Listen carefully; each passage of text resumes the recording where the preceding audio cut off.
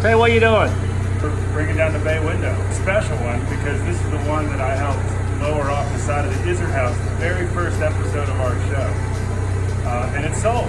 So everybody, we're looking at the old box bay window we've had for 7+ years. So here it is. Y'all say goodbye. We'll show it on the truck as it leaves the parking lot. It's going to Connecticut. We have an expert driver here that's going to get it to them.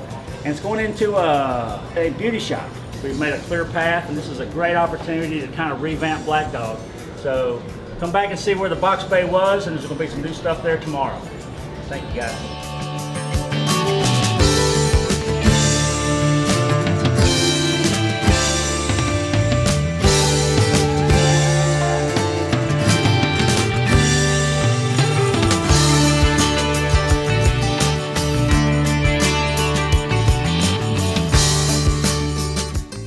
You know, is this easier coming out of the building than it was going in?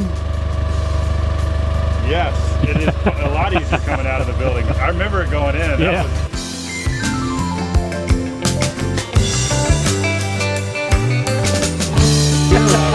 Thank you very much. Thank you.